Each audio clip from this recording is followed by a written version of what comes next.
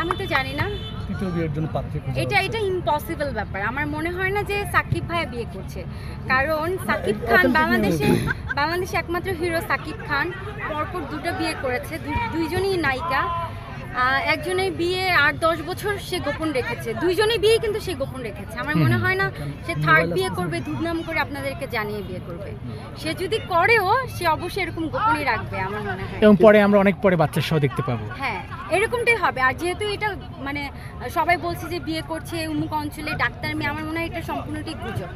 কারণ যেই হিরো বিয়ে করার পরে বাচ্চা হওয়ার পরে পাবলিকের সামনে নিয়ে আসে না, ফ্যানদের সামনে নিয়ে আসে না, তো সে এরকম জাঁকজমট করে জানিয়ে বিয়ে করবে, এটা আমার কাছে মনে হয় না। আদনান ভাই, আপনার প্রিয়তমার প্রযোজক কিন্তু নাগরিক টিভিতে বলেছে যে এই বছরে হচ্ছে বিয়ে করাবে, বাবু ভাইকে বলেছে যে সাকিব খানের বিয়ে করাবে। এরকম অনেকেই বলে, অধিকার নিয়ে বলে আমরা সাকিব ভাইকে আরেকটা বিয়ে করাবো, এরকম অধিকার নিয়ে বলে। কিন্তু সাকিব ভাই আমার নিশ্চয়ই বোকা না, সে অলরেডি 2টা বিয়ে করে সে বুঝতে পেরেছে যে বিয়ের কি মজা।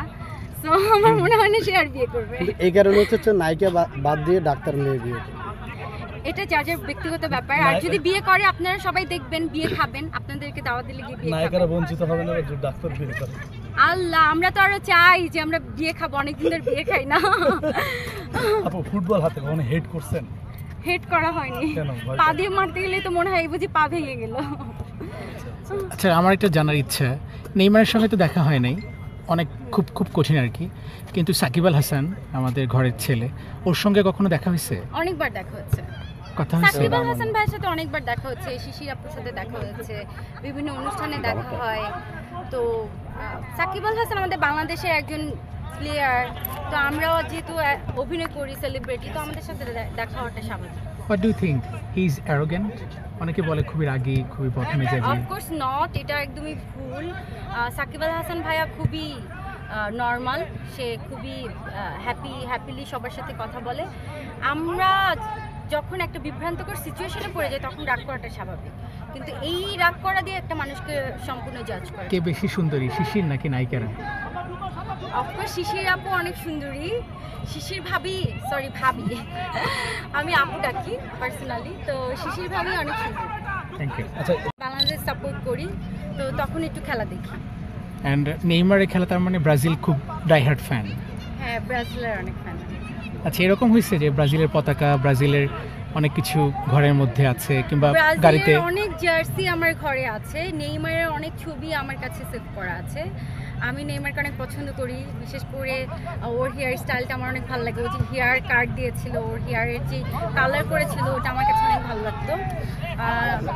এছাড়া নেইমার ছাড়া তেমন কোনো প্লেয়ারের কোনো কিছু নেই, নেইমারের সব কিছুই আমার আছে, নিজের কাছে আছে। Thank you Neymar fans. আচ্ছা, আমরা দেখলাম যে সাকিব আল হাসান জায়েদ খানের মোবাইল ফেলে দিল, বিষয়টা কেমন লাগছে? অনেকে অনেক ধরনের মন্তব্য করছে, আপনার মন্তব্য? এটা একটা টিভিসি ছিল আমার জানা মতে, কারণ আমাকে জায়েদ ভাই বলেছিল, যদি আমার এখন বলাটা ঠিক হবে না। এটা একটা টিভিসি, আপনারা খুব তাড়াতাড়ি জানতে পারবেন এটা কিসের টিভিসি। অলরেডি রিভিল হয়েছে আর কি, নিচে ফোম আছে, তারপর যেহেতু আইফোন 15 বোঝা যাচ্ছে এটা শুটিং।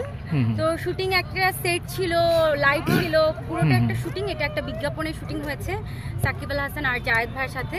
তো আমি ঘটনাটা জানি পার্সোনালি, যেহেতু আমি জায়েদ ভাইয়ের সাথে অনেক কাজ করি, তো শুটিংয়ের সময় আমার কথা হয়েছে।